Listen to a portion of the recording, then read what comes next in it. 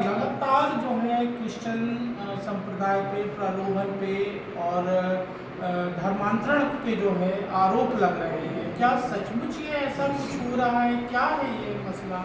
जैसा कि आपने कहा कि धर्मांतरण पे और प्रलोभन पे जो आरोप लग रहे हैं, तो सबसे पहले मीडिया को इस बात को सामने लाना पड़ेगा कि धर्मांतरण में ही आरोप लगाने वाले हैं कौन।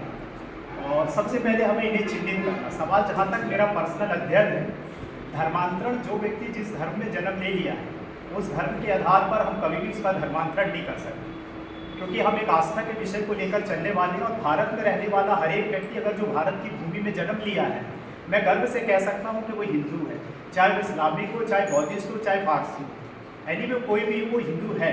क्यों? क्योंकि वो भारत की भूमि पर जन्म लिया। हिंदू कोई, मैं समझता हूँ, मेरा पर्सनल ऐसा मानना, कोई धर्म नहीं है। हिंदुस्तान एक भारत की एक संस्कृति है जिसको हम हिंदुस्तान भी कहते हैं। और भारत में व्यक्ति अलग अलग आस्था लेकर अलग अलग ईश्वर को, देवी देवताओं को मान सकता है, और वो संविधान के तहत उसकी वो पर्सनल स्वतंत्रता, उसके ऊपर कोई लाठीचार्ज और कोई अत्याचार कभी किसी को कर नहीं सकता है। जहाँ तक लोभ और प्रलोभन की बात है, तो जहाँ तक बिब्लिकल, मैंने बाइबल का अध्ययन किया और बाइबल से जब तक मैं प्रचार करता हूँ, बाइबल में खुद 10 आज्ञाओं में एक आज्ञा लिखी है कि तू लालच न करना पराये धन का।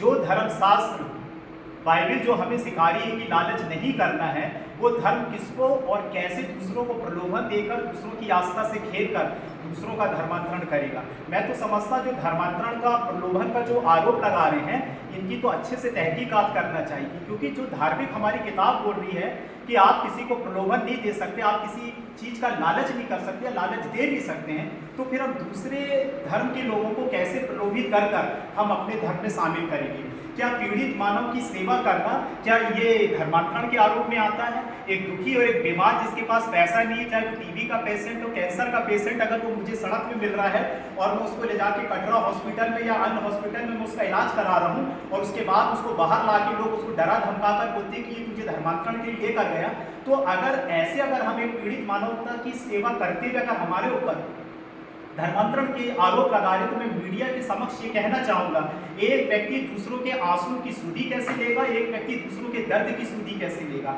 धर्मांतरण के हिसाब से आज मैं देखूँ बहुत सारे क्रिश्चियन लोग हैं जो बेरोजगार हैं, जिनके पास कुछ नहीं है, जो क्रेडिट कार्ड से आज वो खुद कच्चे मकान में रह रहे हैं, जन्मजात ईसाई। जब हम उनको लोभित नहीं कर पा रहे, उनका धर्मांतरण नहीं कर पा रहे, उनको हम प्रलोभन नहीं दे पा रहे, जिनको पैसे की जरूरत है हमारे लोगों को, तो हम दूसरे लोगों को कहाँ से पैसा बांट कर दें? और कोई इसका कोई एग्रीमेंट नहीं होता है कि आप आ रहे तो हम आपको 1 लाख रुपए दे रहे हो, आप एग्रीमेंट कराओ। इसका तो मैं समझता एग्रीमेंट होना चाहिए, ताकि लिखित जब कार्रवाई होगी, जो धर्मांतरण कर रहा है तो उसके ऊपर भी होगी।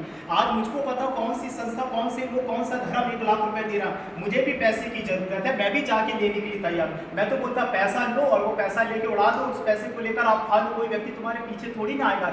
ये षड्यंत्र है एक सही किताब का, एक सही मजहबी किताब का, ताकि इस धर्मांतरण का आरोप लगाकर बाइबल में जो सत्य वचन लिखे हुए हैं, जिससे व्यक्ति का जीवन परिवर्तित होता। कभी किसी मीडिया ने ये बताया नहीं कि एक व्यक्ति बीड़ी पीता था, दारू पीता था और नशा करता था, जब प्रभु यीशु मसीह को मानना शुरू किया तो उसका जीवन बदल गया।